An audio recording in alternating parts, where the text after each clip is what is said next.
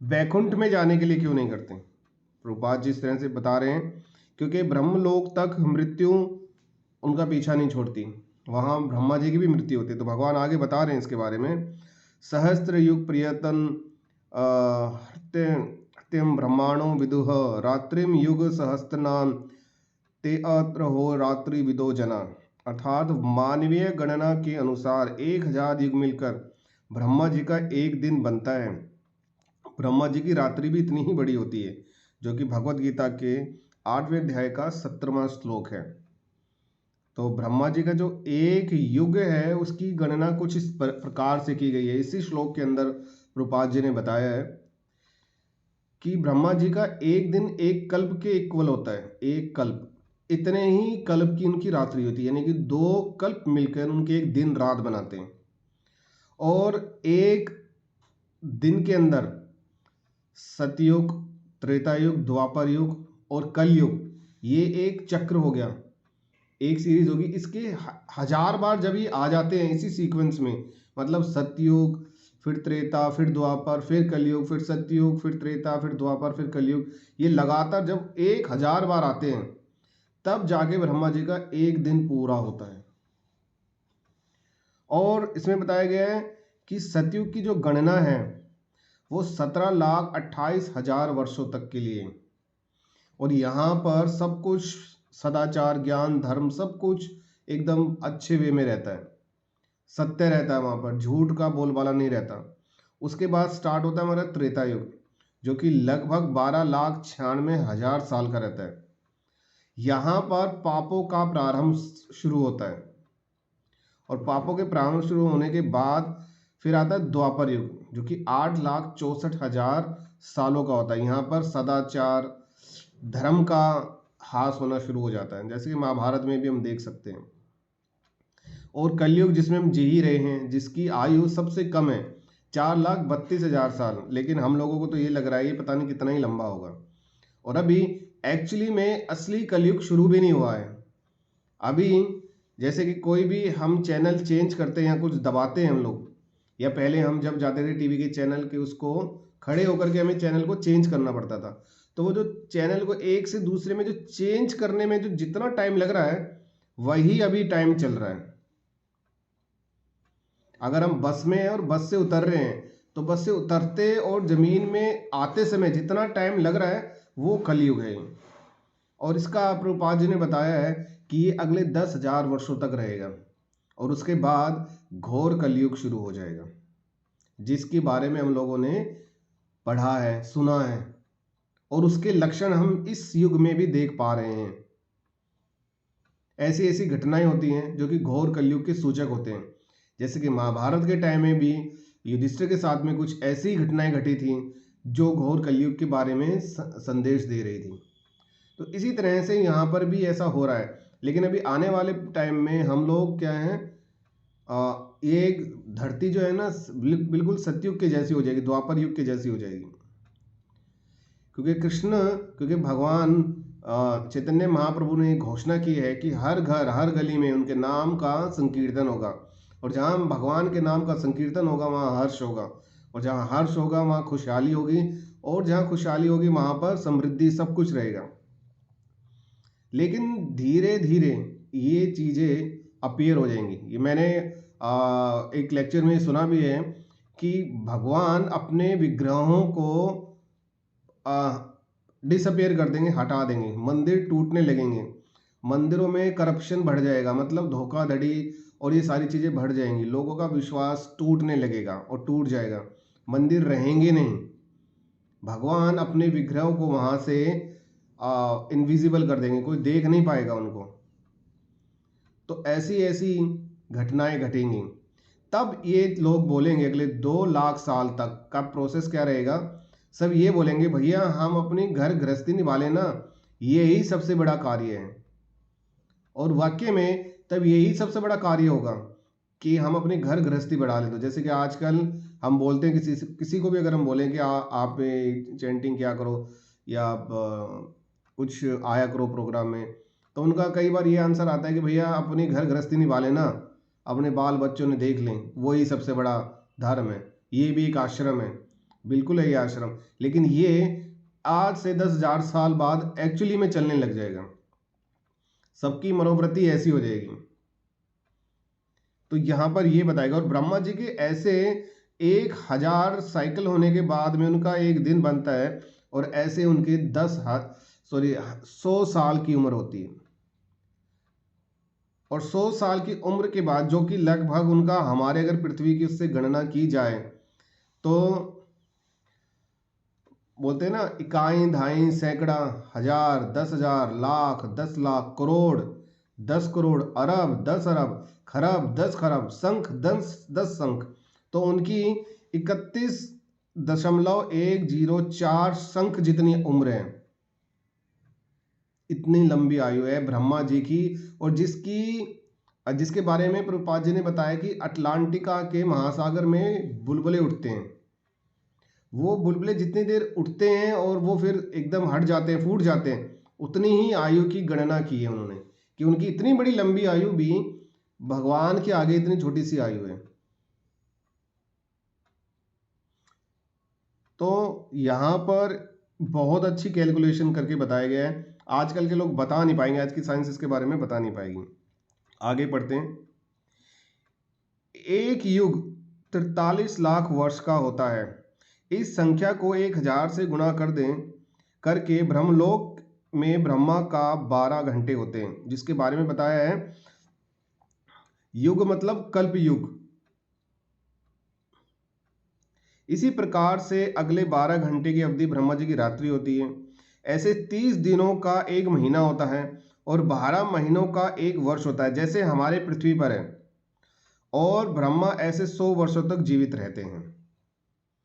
ये देखने में हम लोगों को लगता है ऐसे, अरे कितनी लंबी आयु ये, तो मतलब अमरत्व के समान है, लेकिन इसका भी अंत है, इनकी भी मृत्यु है। वास्तव में ऐसे ब्रह्मांडों में जीवन बहुत लंबा होता है, किंतु अरबों वर्षों के उपरांत भी ब्रह्मलोक के जीवों को मृत्यु का सामना करना पड़ता है। तब हम आध्यात्मिक लोकों में नहीं चले जाते, तब तक मृत्यु से कोई बचा नहीं जा सकता। अर्थात जब तक हम आध्यात्मिक लोकों में नहीं जाएंगे, तब तक हम मृत्यु से तो नहीं बच सकते।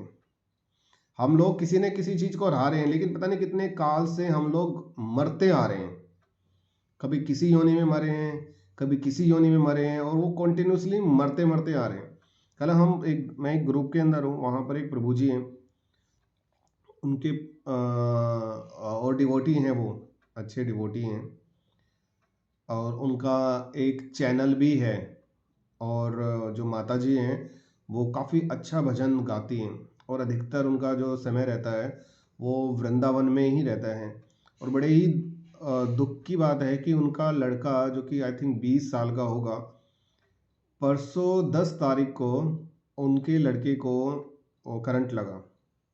और करंट इतना ज़्यादा भी नहीं था, लेकिन बोलते हैं ना, होनी को कुछ कार्य करना होता अपना, और वो वहीं पर उनकी आत्मा को लेकर के चले गए।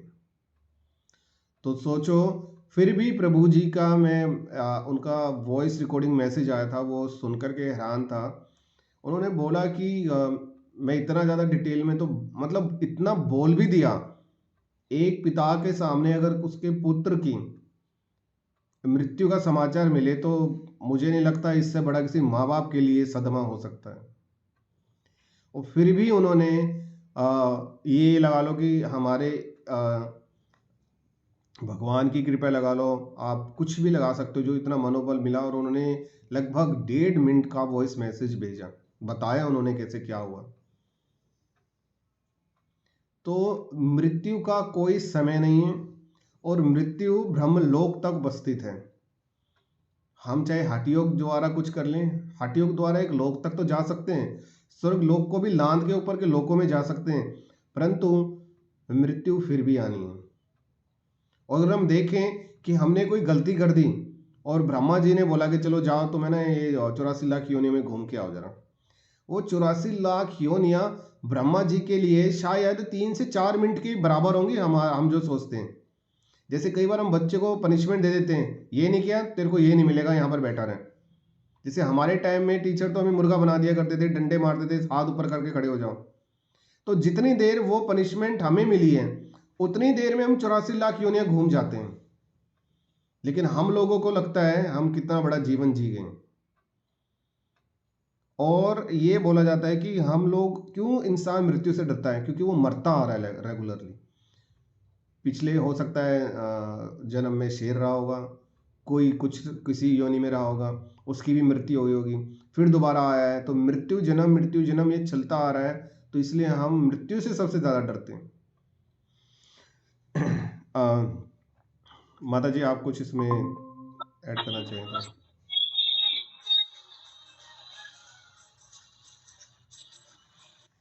हरे कृष्णा। प्रभु जी यही बताया है इसमें, ये है कि जो है कि ब्रह्मा के जो दिन रात्रि आती है तो मतलब कि ऐसा है बलिन, मतलब कि उसमें सारा जगत मतलब सारे ब्रह्मांड के जीव उसमें समा जाते हैं जब रात्रि आती है तो।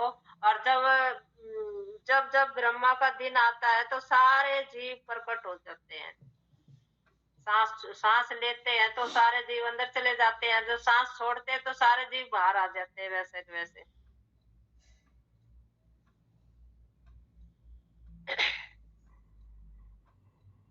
यही बताया इसमें अवस्था, जो कि ब्रह्मा के दिन के शुभ आरंभ में सारे जीव ही अव्यक्त अवस्था से व्यक्त होते हैं, और फिर जब रात्रि आती है तो वे पुनः ही अव्यक्त में लीन हो जाते हैं।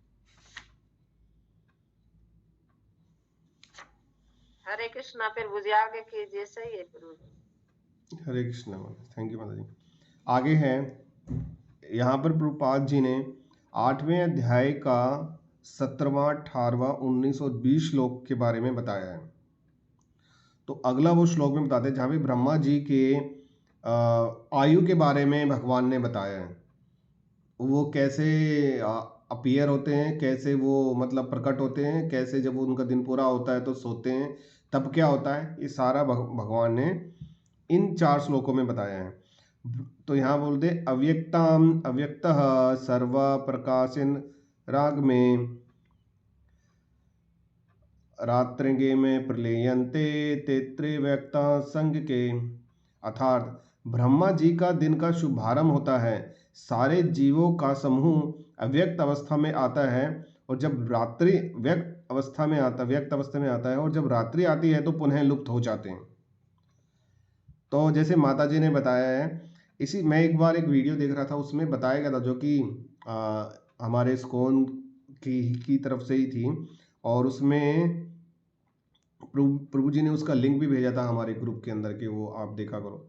तो उसमें ब्रह्मा जी के इन्हीं श्लोक के बारे में बताया गया है कि जब उनका दिन पूरा होता है तो जितनी भी जीवात्माएं हैं वो महाविष्णु के अंदर समाहित हो जाती हैं, एक नीला नीला रूप लेती हैं वो, और महाविष्णु के अंदर समाहित हो जाते हैं, और इतने ही वर्षों तक जितने दिन की चर्चा की गई है वो वहाँ पर रहती है। वहाँ पर फिर भगवान के पास रहते रहते उनकी कुछ अलग अलग इच्छाएं प्रकट होती हैं, और जैसे जैसे जो जो उनकी इच्छाएं प्रकट होती हैं उसके अनुसार फिर वो दोबारा से जब ब्रह्मा जी का दिन प्रारंभ होता है और ब्रह्मा जी को कार्य दिया जाता है उनको फिर से संचालित करने का, उनको उनके कार्य में लगाने का। तो ये प्रोसेस रेगुलर बेसिस पे चलता रहता है। तो यहाँ आगे बताया गया है, ब्रह्मा के दिन के अंत में सभी निम्न लोग पानी में डूब जाते हैं और उन पर रहने वाले सभी जीवों का विनाश हो जाता है। इस प्रलय के बाद और ब्रह्मा जी की रात्रि समाप्त होने पर प्रातः काल जब ब्रह्मा जी जागते हैं तब फिर से सृष्टि होती है और ये सभी जीव प्रकट होते हैं, और इस प्रकार सृष्टि और प्रलय के अधीन होना इस भौतिक संसार की सहज प्रवृत्ति है। तो इसीलिए यहाँ पर जो प्रभुपाद जी बता रहे हैं कि जैसे ही ब्रह्मा जी की रात्रि होती है और वो विश्राम के लिए जाते हैं सभी जीव अप्रकट हो जाते हैं, और जब उनके जागने का समय होता है तो उनको इस प्रकार सृष्टि के प्रलय के अधीन होना होता है। वो जीवों को प्रकट होते हैं, भगवान की सहायता से वो फिर से प्रकट हो जाते हैं। तो यहाँ पर देखा गया तो सृष्टि के प्रलय के अधीन होना, तो ये मनुष्य जीवन का एक ऐसा सत्य है, और इसको जानता कौन है? इसको सिर्फ आत्मा जानती है, क्योंकि आत्मा इसको भोगती आ रही है, आत्मा इससे पीड़ित है, मृत्यु को देखती आ रही है। क्योंकि जो शरीर को दर्द होता है, तो कहीं ना कहीं आत्मा को तो दर्द नहीं होता, लेकिन वो दर्द महसूस किया जा सकता है। हम दो तरीकों से इसको कर सकते हैं। हम अगर ये आत्मा की धरा पर देखें तो हम दर्द इतना महसूस नहीं कर पाएंगे, लेकिन अगर इस चीज़ को देखा जाए कि ये तो मेरी चीज़ को नुकसान हुआ है, तो वो दर्द बहुत ज़्यादा होगा। और इसीलिए अगर हमारे कार्य अच्छे नहीं होते हैं तो यातना शरीर दिया जाता है, जिसको काट दें या कुछ भी कर दें, दर्द होगा, आत्मा को तड़प होगी, लेकिन आत्मा तो मर नहीं पाएगी। लेकिन आत्मा को तड़पाने के लिए कि जो कार्य किए गए हैं, तुमने उनको क्यों नहीं सही किया, तो उनको ये यातनाएं दी जाती हैं। हम सोच नहीं सकते। जैसे हम देखते हैं कि पकोड़े तले जाते हैं, जब हम बनाते हैं तो उन पकोड़ों में गलत कार्य के लिए जिन्होंने किए हैं, इस तरीके से उनको भी तला जाता है, गरम गरम तेल में डाल दिया जाता है। ऐसे अगर हम देखें तो माता जी कौन सा है वो पुराण? गरुड़ पुराण। गरुड़ पुराण में इसकी काफ़ी व्याख्या की गई है। जब तक वो पढ़ते हैं तो व्यक्ति डर जाता है कि ये ऐसे होगा ऐसे होगा, परंतु पढ़ने के कुछ दिन बाद, क्योंकि कलयुग का स्वभाव है लोगों का भूलने की बीमारी है, वो भूल जाते हैं और फिर अपने उन्हीं कार्यों में प्रवृत्त हो जाते हैं। तो यहाँ पर ब्रह्मा जी के बारे में बताया गया है, और रूपाद जी ने भी यहाँ पर सिर्फ ब्रह्मा, इनके इसी श्लोक के बारे में सिर्फ इतना ही लिखा है, ब्रह्मा के दिन के शुभारंभ में सारे जीव अव्यक्त अवस्था में व्यक्त होते हैं, और फिर रात्रि आती है तो पुनः व्यक्त में विलीन हो जाते हैं। अगला श्लोक है भगवद गीता का, भूतग्रामः स एवायम् भूत्वा भूत्वा प्रलीयते रात्रिगमेश्वर पार्थः प्रभाव से हाग में। हे पार्थ, बारंबार ब्रह्मा का दिन आता है और तब सारे जीव क्रियाशील होते हैं। ब्रह्मा जी की रात्रि होती है तो वे असहाय होकर विलीन हो जाते हैं। अर्थात अगर हम कहीं सो रहे हैं या हम ट्रेन में जा रहे हैं और एकदम ट्रेन का एक्सीडेंट हो जाता है, हमें नहीं पता, और फिर हम किस लोक में जाएंगे उसके बारे में भी नहीं कह सकते। या हम ट्रेन में जा रहे हैं, हमें पता है कि सामने से हम देख पा रहे हैं कि कुछ एक ट्रेन हमसे टकराने वाली है, और अगर हम कूदते हैं तो भी हम मरेंगे, और अगर नहीं कूदते हैं तो भी हम मरेंगे। तो यहाँ इंसान बिल्कुल असहाय अवस्था में है, कुछ नहीं कर सकता। तो जब भगवान ब्रह्मा जी का रात्रि होती है तो सारे जीव असहाय हो जाते हैं, जैसे कि ऊपर वाले उसमें बताया कि सब पानी में विलीन हो जाते हैं। तो अगर पानी का स्तर बढ़ जाएगा तो कितनी देर तक जो एक्सपर्ट तैराक हैं वो कितना तैर लेंगे? एक लिमिट तक ही तैर पाएंगे वो, और उसके बाद उनके भी हाथ पैर सब जवाब दे जाएंगे और मृत्यु के गर्भ में वो समा जाएंगे। तो इसमें बताया है प्रभुपाद जी ने कि किंतु ब्रह्मा जी की रात्रि तो विनष्ट हो जाते हैं, दिन में उन्हें भौतिक कार्यों के लिए नाना शरीर प्राप्त होते हैं, किंतु रात्रि होते ही उनके शरीर विष्णु के शरीर में विलीन हो जाते हैं। वे पुनः ब्रह्मा का दिन आने पर प्रकट होते हैं, भूत्वा भूत्वा प्रलय ले। दिन के समय वे प्रकट होते हैं और रात्रि में पुनः विनष्ट हो जाते हैं। अंत गोत्वा, जब ब्रह्मा जी का जीवन समाप्त होता है तो उन सबका संहार हो जाता है और वे करोड़ों वर्षों तक अप्रकट रहते हैं। अन्य कल्प में ब्रह्मा जी का पुनर्जन्म होने पर वे पुनः प्रकट होते हैं। जैसे अभी ये जो कल्प चल रहा है, ऐसे ही ब्रह्मा जी के अलग कल्प होता है, नए ब्रह्मा जी जो आते हैं। तो इस प्रकार वे भौतिक जगत के जादू में मोहित हो जाते हैं, किंतु जो बुद्धिमान व्यक्ति कृष्ण भावना भावित स्वीकार करते हैं, वे इस मनुष्य जीवन का उपयोग भगवान की भक्ति करने में तथा हरे कृष्ण मंत्र के कीर्तन में बिताते हैं। तो जिनको ये समझ आ गया है, जिनको इस चीज का आभास हो गया है, तो उनके लिए वो समझ जाते हैं और वो भगवान श्री कृष्ण के कीर्तन में ही रहते हैं। इस प्रकार वे सभी प्रकार के कृष्ण इसी जीवन में कृष्णलोक को प्राप्त होते हैं और वहां पर पुनः जन्म के चक्र से मुक्त होकर सततः आनंद का अनुभव करते हैं। और आनंद का अनुभव करते हैं भौतिक में भी, भौतिक इस वर्ल्ड में, मटेरियल वर्ल्ड में भी एंजॉयमेंट यानी कि आनंद को प्राथमिकता दी जाती है। माता जी हमारे यहाँ बोलते हैं जो मतलब जॉब वगैरह करते हैं कॉर्पोरेट में कि वर्क हार्ड पार्टी हार्डर, मतलब बहुत मेहनत करो और जब पार्टी हो तो उससे भी ज़्यादा एंजॉय करो। और वो एंजॉय क्या होता है उनके लिए?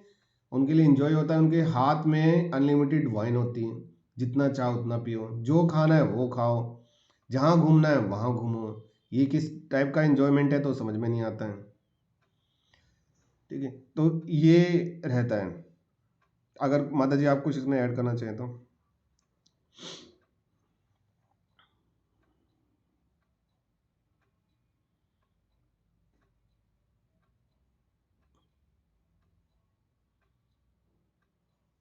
कृष्णा माता जी आप बताइए कुछ।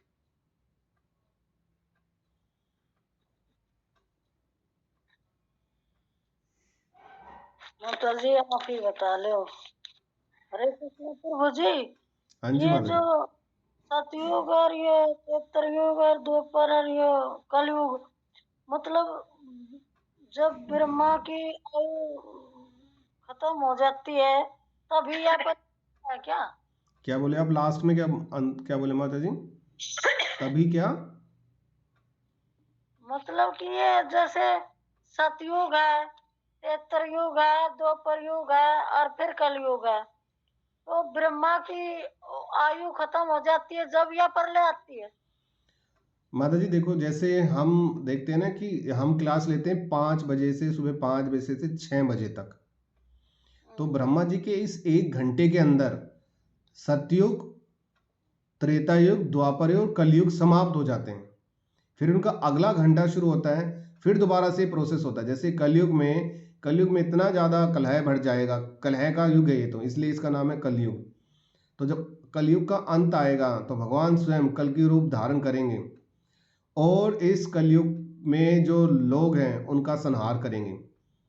और संहार करेंगे क्या? जहाँ जहाँ भगवान जाएंगे वो भगवान की जो को वायु स्पर्श करेगी, वो वायु से वहां पर शुद्धता आती चली जाएगी। जहां पर घासें अप्रकट थी, सूख गई थी, दिख नहीं रही थी, वहां पर वो घास और पेड़, वो सब वनस्पति स्थापित हो जाएगी। और फिर भगवान वहां पर एक राजा को घोषित यानी कि मनु को बनाएंगे और फिर चलेंगे और फिर ये दोबारा से सतयुग का प्रारंभ किया जाएगा। तो ये ब्रह्मा जी का एक दिन है, 1 घंटा है। ऐसे ब्रह्मा जी के 1000 घंटे होते हैं, तब जाकर के उनका एक दिन होता है। यानी जैसे हमारे 12 घंटे होते हैं ना पूरे, तब बोलते हैं दिन हो गया। और फिर 12 घंटों की फिर एक रात्रि होती है। ठीक इसी तरीके से ही चलेगा। और ऐसे उनका एक सप्ताह, एक महीना जाएगा, एक महीने के बाद एक वर्ष भी जाएगा, और ऐसे उनके 100 वर्ष होंगे।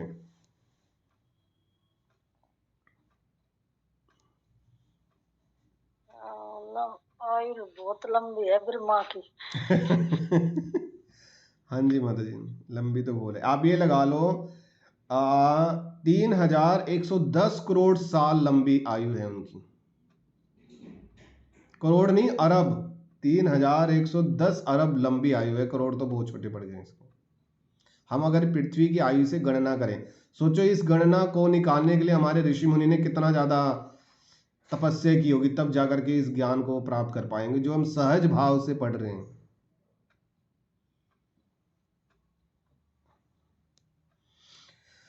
आगे करें माता जी? कर लो प्रभु जी, अभी तो टाइम है। यद्यपि जीव सर्वनाश नहीं चाहते, फिर भी प्रलय आएगा और सभी जीवों को जलाक्रांत कर लेगा, और उन लोकों के सभी जीव ब्रह्मा की रात्रि भर पानी में डूबे रहते हैं, परंतु जैसे ही दिन आता है पानी धीरे धीरे अदृश्य हो जाता है। तो ये जो भी बता रहे हैं भगवान, मतलब ब्रह्मा जी के दिन है, इसमें स्वर्गलोक भी आता है माता जी। सारे लोग आते हैं, यानी कि जो इंद्र है उसको भी मृत्यु प्राप्त होती है। देवताओं ने अमृत का पान किया, अमृत के पान की भी एक अवधि है। उसके बाद उसका असर खत्म हो जाता है और फिर से वो राक्षस अवतरित होंगे, वो योगी आएंगे, भगवान फिर प्रकट होंगे, उनका संहार करेंगे। लेकिन ब्रह्मा जी के एक दिन में जो अभी ये युग कल्प चल रहा है, भगवान ने ब्रह्मा जी को वादा किया है कि आपके इसी युग के द्वापर के अंतिम में मैं आऊंगा। और भगवान के एक दिन में भगवान अभी आ चुके हैं। अब आने वाले कितने भी कल्प बच गए हैं, भगवान श्री कृष्ण नहीं आएंगे उनके दिन में। अब उनके अगला दिन होगा तब जाकर के आएंगे। तो ये हमारा सौभाग्य है कि अभी जैसे आपने देखा कि ब्रह्मा जी की तो बहुत लंबी आयु है, उनके एक दिन के अंदर भगवान श्री कृष्ण प्रकट हो चुके हैं और उनके समय के कहीं आसपास हम लोग हैं। जैसे अगर हम बात करें, अभी 5 बजे थे और ठीक 4 बजे ही भगवान ब्रह्मा जी के दिन से होकर के गुजरे हैं। मतलब इसी 1 घंटे के, अभी जो घंटा चल रहा है, इसी के कुछ मिनटों पहले गए हैं। तो उसकी अनुभूति है रहेगी। जैसे कि अगर हम शील भक्ति विनोद ठाकुर जी के बारे में बात करूं, तो वो जो जप करते थे, उनका जप का एक रूम होता था जहां सिर्फ आप एक चेयर लेकर के आराम से बैठ सकते हो या आलती पालती मार के बैठ सकते हो। तो वो वहां बैठ करके हरे कृष्ण महामंत्र का जप करते थे और उनके धरा के जाने के बाद भी उस रूम में से हरे कृष्ण महामंत्र की ध्वनि आती रहती थी। तो कितने मतलब वो ढंग से करते होंगे उसको, जो हम कर भी नहीं पाते हैं। हम तो हरे कृष्ण महामंत्र करते हैं, हाँ ये क्या कर रहा है, ढंग से कर ले, और हरे कृष्ण कृष्ण कृष्ण हरे हरे। अरे तूने ये नहीं किया। तो भौतिकता में रह करके नाम तो ले रहे हैं, लेकिन वो भाव नहीं है, वो भाव नहीं आ पा रहा। तो अभी वो जब धरा छोड़ गए तब भी उन चीज की महसूस हो रहा है। तो भगवान ने अभी कुछ मिनटों पहले गए हैं, तो क्या उसकी जो एनर्जी है, उनका जो एक पावर है, वो महसूस, अभी उसी पावर के आसपास हम लोग हैं। भगवान के कहीं ना कहीं आसपास हम लोग हैं। ये हम लोगों का सौभाग्य है। इसको बोलते हैं गोल्डन पीरियड, यानी कि स्वर्णिम युग टाइम में चल रहे हैं हम लोग, कि भगवान के इतने पास हम लोगों का जन्म हुआ है। मिलते मिलते रह गए हम भगवान से, बस इतना ही अंतर रहा माता जी। ये मेरा प्रभु जी पहला जन्म लिया हो। पता नहीं माता जी। आगे अगला श्लोक है, परस्त मांसु भावो अन्यो अव्यक्तो व्यक्ता सनातनः यह सह सर्वे भूतेषु नश्यतु न विनियंसति। अर्थात इसमें बोल रहे हैं कि इसके अतिरिक्त इस व्यक्त तथा अव्यक्त पदार्थ से परे एक अन्य प्रकृति है जो शाश्वत एवं दिव्य है। यह परा यानी कि श्रेष्ठ प्रकृति है और कभी नाश न होने वाली है। जब इस संसार में सब कुछ नष्ट हो जाता है, तब भी वह अंश उसी प्रकार बना रहता है। यहां भगवान बता रहे हैं अपने बारे में, कि अपने लोक के बारे में बता रहे हैं शायद। तो इसमें बताया गया है, कृष्ण की पराशक्ति दिव्य और शाश्वत है। यह भौतिक प्रकृति के समस्त परिवर्तनों से परे है, जो ब्रह्मा जी के दिन के समय व्यक्त और रात्रि के समय विनष्ट होती रहती है। कृष्ण की पराशक्ति भौतिक प्रकृति के गुण से सर्वथा विपरीत है।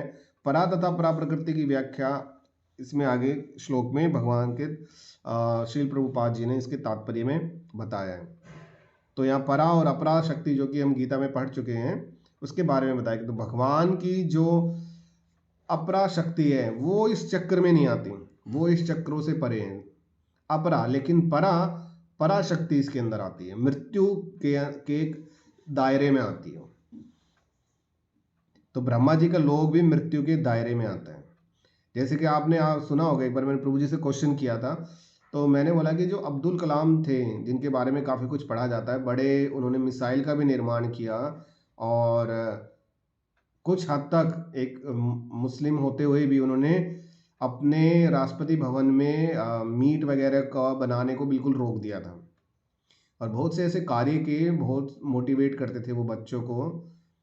तो उनकी क्या गति है? तो प्रभु जी ने बताया कि वो एक ऐसे लोक से आए थे जहाँ से जो स्वर्गलोक से भी ऊपर वाला योग, यानी कि ज्ञान योग, कहीं किसी ऐसे लोक में वो जाएंगे और वहीं से आए थे, इसलिए वो ऐसे अद्भुत कार्य कर सके और वापस चले गए। ठीक है, तो आगे इसमें पढ़ते हैं। इस भौतिक ब्रह्मांड की, ये माता जी हम यहाँ तक करें या अभी तो टाइम है शायद ना? हाँ कर लो प्रभु जी। माता जी आप बताइए, कुछ आप इसमें ऐड करें तो। हरकेश माता जी।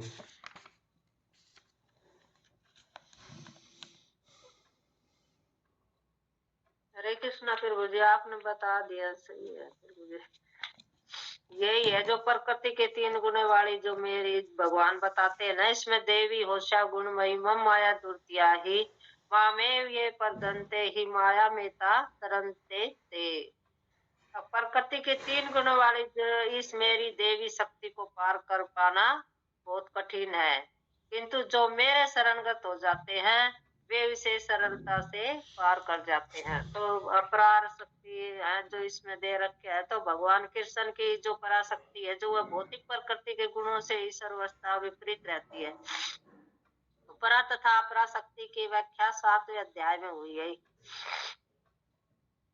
भगवत गीता के।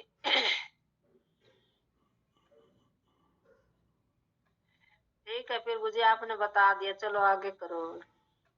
ठीक है माता जी।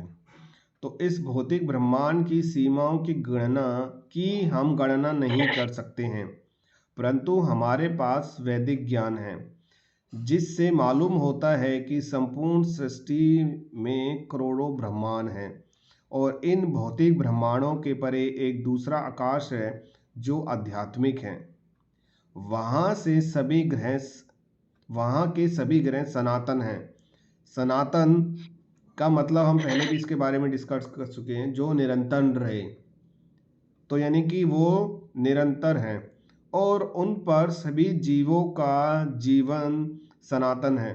तो वहाँ पर रहने वाले लोग भी सनातन हैं, मतलब वहाँ मृत्यु के चक्र में नहीं है। इस श्लोक में भावः शब्द का अर्थ है प्रकृति, और यहाँ एक दूसरी प्रकृति की ओर संकेत किया गया है। इस संसार में भी 2 प्रकृतियां का अनुभव होता है, जीवात्मा और जब वह यानी कि आत्मा भौतिक पदार्थ के अंदर है। पदार्थ गतिशील रहता है और जैसे ही जीव अर्थात आध्यात्मिक चिंगारी शरीर छोड़ देती है तो शरीर गतिहीन निर्जीव हो जाता है। आध्यात्मिक प्रकृति को श्री कृष्ण की अंतरंगी प्रकृति कहते हैं। आध्यात्मिक प्रकृति आत्मा और भौतिक प्रकृति को बहिरंगी प्रकृति कहा जाता है, यानी कि जो मटेरियल चीजें हैं। इस भौतिक प्रकृति के परे अंतरंगी प्रकृति है जो सर्वथा आध्यात्मिक है, यानी कि जो हमारी आत्मा है वो आध्यात्मिक है। तो यहाँ बता रहे हैं प्रभुपाद जी कि 2 प्रकृतियों को में विभाजित किया गया है, एक आत्मा और एक भौतिक। और इसके बारे में अक्सर बात करते हैं कि जब तक आत्मा है तब तक सब कुछ ठीक है, जैसे ही आत्मा उसमें से इस भौतिक प्रकृति से निकल जाएगी वो कार्य करना बंद कर देंगे।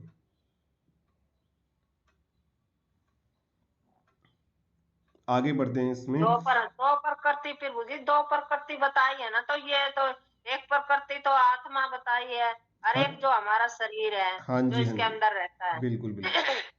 यानी कि जो शरीर की गति है वो गतिहीन हो जाएगा अगर जो आत्मा उसमें से निकल जाएगी। हाँ। इस भौतिक प्रकृति के परे अंतरंगी प्रकृति है जो सर्वदा आध्यात्मिक है। यानी कि भौतिक प्रकृति के परे कौन सी प्रकृति है? 2 प्रकृति के बात में किया है के बारे में बात है, एक तो भौतिक और दूसरी आत्मा के बारे में। तो अगर भौतिक प्रकृति के परे अंतरंगी प्रकृति है जो सर्वदा आध्यात्मिक है, यानी कि आत्मा है, इसको प्रयोगात्मक ज्ञान से संभव नहीं है, ये प्रयोगात्मक ज्ञान से नहीं समझ सकते। जैसे कि साइंटिस्ट ये बताने की कोशिश यहाँ प्रभुपाद जी कर रहे हैं कि कोई भी अगर हम कुछ चीज़ बनाते हैं, हमने कोई भी चीज़ का आविष्कार किया तो उसको हमें प्रस्तुत करना पड़ता है। बहुत सारे लोग होते हैं, उनके सामने उसको समझाना पड़ता है कि हम ऐसे करेंगे तो ये बनेगा। तो प्रयोग करके या कुछ गणना करके हम उन्हें समझाते हैं कि ये इस तरीके से होगा। तो आत्मा के बारे में गणना नहीं की जा सकती, प्रभात जी बता रहे हैं। उसको किसी प्रयोगशाला में प्रयोग नहीं किया जा सकता। एक बार हमने पढ़ा था कि एक साइंटिस्ट ने किया कि एक एक्सपेरिमेंट किया कि वाक्य में ये जो बोलते रहते हैं आत्मा आत्मा, ये है भी या नहीं है। तो उन्होंने एक ऐसी बॉडी ली जिसके बारे में डॉक्टर ने डिक्लेयर कर दिया था कि ये अभी कुछ क्षणों में मतलब इनकी मृत्यु हो जाएगी।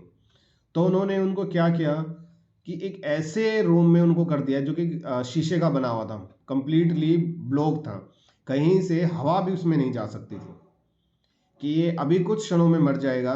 तो उनको वहां पर बंद कर दिया, हवा का आना जाना भी वहां पर संभव नहीं था। तो कुछ ही मिनटों में वो देखते हैं कि उस शीशे में एक क्रैक आ गया अपने आप ही।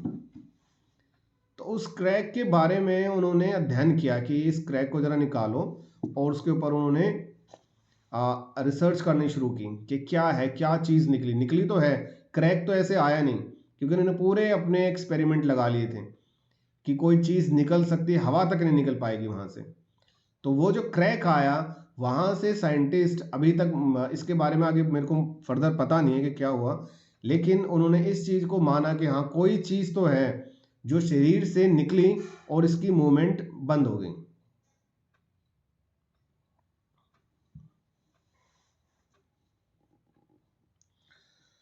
तो आगे पढ़ते हैं इसमें। तो इसमें प्रयोगात्मक ज्ञान को समझना संभव नहीं है। हम दूरदर्शी यंत्र से करोड़ों तारे देख सकते हैं, परंतु हम उनके समीप नहीं पहुंच सकते। जैसे चंद्रमा के समीप पहुंचना बिल्कुल पास है, कितना टाइम लग गया हम लोगों को। तो ऐसी गणना बता रहे हैं कि अगर हमें शनि ग्रह तक जाना है, वहां तक पहुंचना है, तो करीबन करीबन 500 साल लग जाएंगे, और 5-6 पीढ़ियां जा चुकी होंगी। तो वो तो सिर्फ उनकी गणना के अनुसार पहुंचने का समय है, आने का भी समय होगा।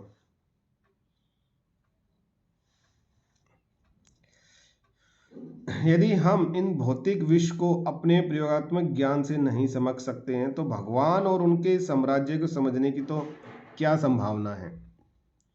और हम जितना भी पढ़ते हैं या पुस्तक में पढ़ाया जाता है साइंस के बारे में, इस ग्रह पर ये है वो है, कोई वहाँ जा कर के रिसर्च नहीं करके आया है। सिर्फ दूरबीन, जो कि बहुत ही ज़्यादा उनके जो लेंस होते हैं, अगर आप अपने घर की छत पे खड़े हो और उस लेंस से देख लें तो लगेगा ही नहीं कि आप वहाँ खड़े हो। तो बिल्कुल आपका ये हाथ अगर मैं अपना ये ऐसे कर दूं यहाँ पर, आप ऐसे आप दिखोगे भी नहीं, इतनी पास आ जाएंगे उस लेंस से। तो वो तो पता नहीं कितने करोड़ों किलोमीटर के उससे सिर्फ लेंस से देख करके गणना करते हैं, अच्छा हमारी पृथ्वी पर ऐसे है, यहाँ पर ऐसे है, इसका मतलब जल नहीं है। तो ये इस तरह से गणना करते हैं, वहां पहुंच पाना संभव नहीं है उनके लिए। इस प्रयोगात्मक रूप को समझना संभव नहीं है, हमें भगवत गीता को सुनकर ही समझना होगा। हम प्रयोगात्मक विधि से नहीं समझ सकते हैं कि हमारे पिता कौन हैं। हमें अपनी माँ के कथन को सुनना होगा और उस पर विश्वास करना होगा। सिर्फ माँ ही बता सकती है कि पुत्र का पिता कौन है। यदि हम अपनी माँ पर विश्वास नहीं करते हैं तो जानने की अन्य कोई विधि है ही नहीं। इसी प्रकार यदि हम कृष्ण भावनामत को विधि मात्र में लगे रहें तो भगवान कृष्ण और उनके साम्राज्य की सभी जानकारियां प्रकट हो जाएंगी। तो श्रील सरस्वती ठाकुर महाराज ने एक बार जब पहले लेक्चर में प्रभुपाद जी बैठे थे तो उन्होंने बैकुंठ की ही व्याख्या की थी। वो कोई साइंटिस्ट है बहुत, हालांकि वो बहुत पढ़े लिखे थे, लेकिन फिर भी उन्होंने ऐसे उसकी व्याख्या की कि साइंटिस्ट लोग भी नहीं बता पाएंगे उसके बारे में, वो एक शब्द नहीं बोल पाएंगे। और उन्होंने तो 3-3.5 घंटे तक का लेक्चर दिया था। आज हम 1 घंटे में हमारे पसीने छूट जाते हैं, वहाँ उस समय 3.5 घंटे, 4 घंटे, 5-6 घंटे का लेक्चर चलते थे रेगुलर बेसिस पे।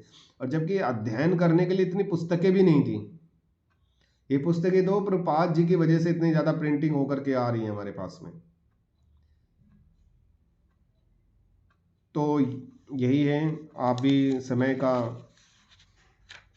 अभाव है तो आज हम यहाँ तक करेंगे।